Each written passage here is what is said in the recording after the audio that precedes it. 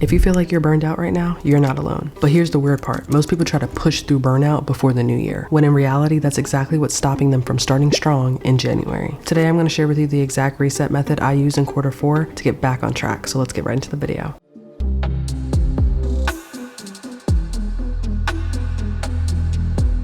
First, we have to understand what burnout is. Burnout is not laziness. It is a signal. It's kind of similar to your phone when it lets you know you have 20% low battery and then it's like, okay, you have 10% low battery, and then all of a sudden your phone dies and you're like, I was in the middle of an email. Sound familiar? Your body is saying that your systems are on overload. Most people treat it like a motivation issue, but it has nothing to do with, well, it has little to do with that and more to do with an energy management issue. So stop telling yourself that you're broken, because you're not. Your schedule is. Last year around this time, I remember sitting in front of my laptop, staring at my to-do list and feeling physically allergic to opening another email. And I didn't need more productivity hacks at that time. I just needed a pause. This is what leads me into doing quarter audits. A quarter audit is basically with 4 quarters in a year, every single quarter, every 3 months, I am looking at what I'm doing and I am reassessing if the things I'm doing is pushing me towards my future in a positive way, or if there are some things in there that are hindering that. So since we're in the last few months of the year, we have to do a Q4 energy audit. What this looks like is you need to make a list of every single thing that is currently draining you. Work, habits, people, clutter, whatever it is, write it down. That way it gets it out of your head and on the paper so you can clearly see what is going on. Your brain was not meant to store tasks, it's meant to find solutions. After that, label each one as delegate or drop. We'll figure out where the rest goes, but right now, delegate or drop. So this might look like, if you're the lead of a project at work and you know there's a deadline coming up in a week, delegate what task you can there so that you can get back to it, come to it with fresh eyes and figure that out. Or if it's grocery shopping, but your partner has a little bit more time than you do, drop that off of your list and talk with them and ask what time in their week looks great to go shopping. You might not be able to get to it, so have someone else do it. Drop it off your list so you can get all the other priority things done. You will be shocked by how much burnout comes from things you don't need to be doing, or at least don't need to be doing right now, because we have all these lists in our heads and we think this needs to get done all today or all this week, and it doesn't. Do you have a couple things in your fridge that can wait for you to go grocery shopping again until next week? Probably. Do you have a couple of days to sit on the edit, sit on the work email, sit on the editing thing? I don't know. Come back to it with fresh eyes to finish it out and let good be good enough, because nothing can be perfect. Those are the things that we have to start remembering in our lives that helps us not get to this burnout phase. Some of the things that I do that have helped me is I use the free version of Notion. This is not sponsored whatsoever, but Notion, if you want to sponsor me,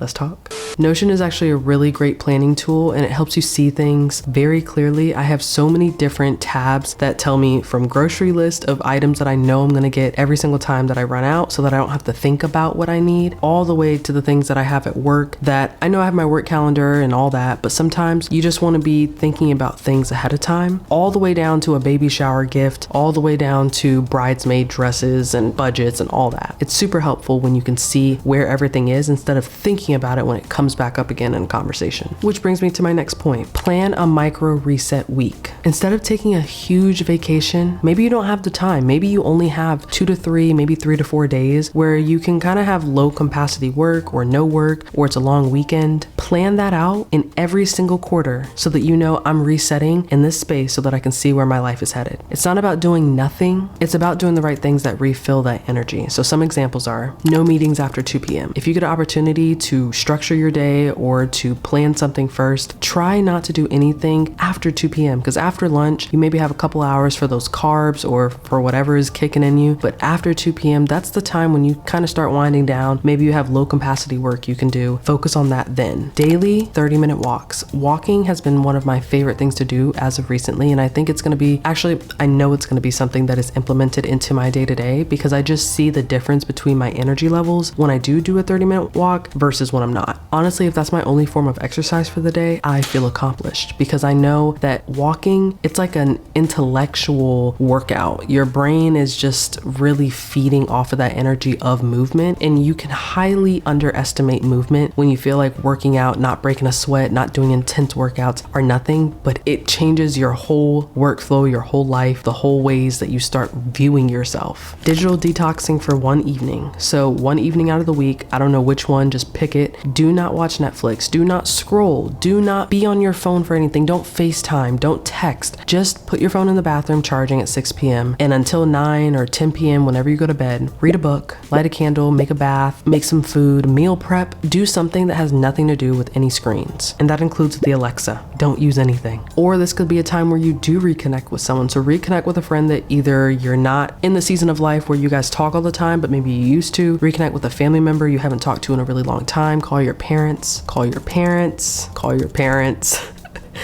Call your grandparents, Don't let life go by and take for granted what we have. Some people don't have that right now. And if that's you, if that's the case, find your chosen family, find a community that you can involve yourself in one evening out of the week, and really find ways where you can see how that fulfills you. And it may just be for a season of your life, but it's going to change you for the better. Or you can just simply reflect on what's working. So sitting with yourself, journaling, doing audio notes, doing video diaries so that you can see the progression of where your life is. Because it's easy to see that we're not doing anything if we are not tracking that progress. Next, prep for the new year early. I'm a big believer in not starting on January 1st, but starting 3 months before so you can get ahead of everyone else, because it's harder to start something when you want to be in the thick of it than it is when you are starting it 3 months earlier and you go through all the ups and downs of the I don't want to, I do want to, I don't want to, I'll maybe do it.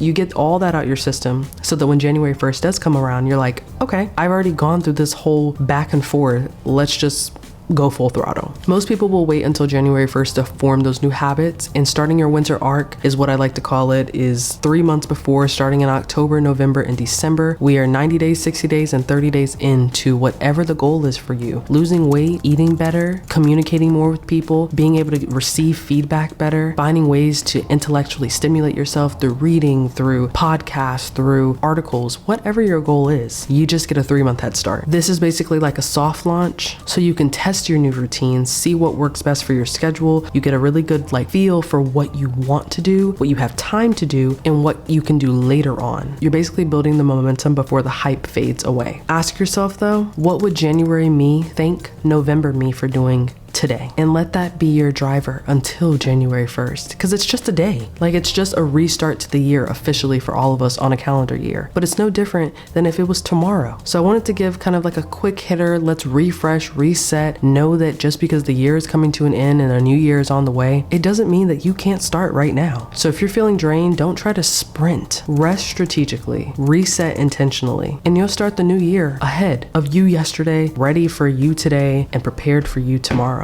So focus on where you're headed and understand where that is. Even if you don't know how you're going to get there, find ways where you can visually see, remind yourself daily what that looks like so that you don't get lost. And when you do get off your track, you can just look around and remember why you're doing what you're doing. So if you stayed until this long in the video, leave this emoji so that I know that you're a real one. And so I know that you're locked in for the last quarter of the year, because it's going to be amazing. You're going to see so much different for yourself. You're going to see so many positive things that come from this fruit you're about to produce. So I'll see you on the next episode of Party of One Podcast. Peace.